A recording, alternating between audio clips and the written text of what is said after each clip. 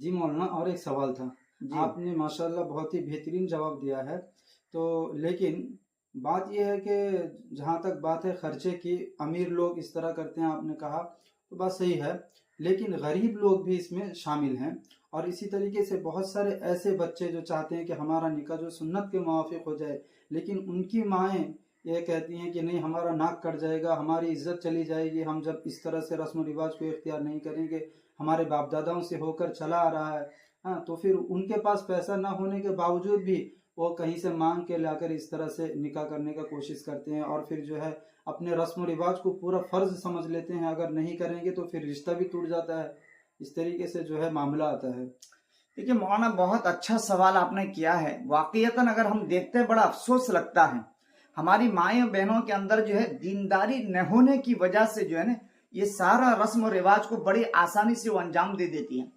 और एक बात मैं आपको कह रहा हूं, अगर आप सुन रहे हैं, मैं ये कह रहा हूं मौलाना कि आज जो है सबसे ज्यादा हम परेशान इसलिए हैं कि दूसरों को देखकर जो है ना हम काम करते हैं, इसकी वजह से आज परेशान है।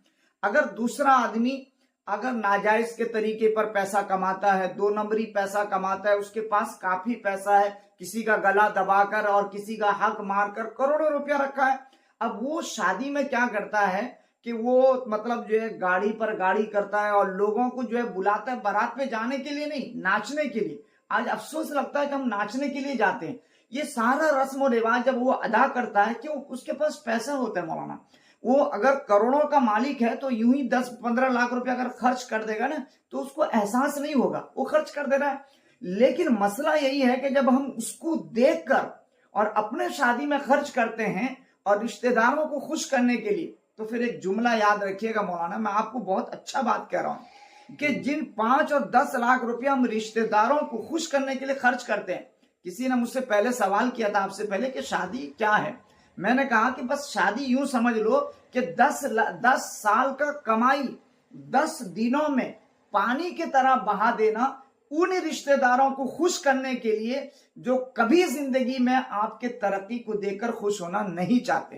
जी जी। उन रिश्तेदारों को खुश करने के लिए हम दौलतें लुटा देते हैं। और दूसरी बात मैं मौलाना आपसे कह रहा हूं, इससे पहले भी लोगों ने सवाल किया था, उसके भी जवाब दिया था मैंने, कि सबसे बड़ी बात यह है कि आप जिन दोस्तों को, यारों को आप लेकर जाके नचवाते हैं, पैसा खर्च करते हैं, शराब पिलाते हैं, बम फुटाते हैं, 10 लाख रुपया आप बर्बाद कर देते हैं उनके पीछे।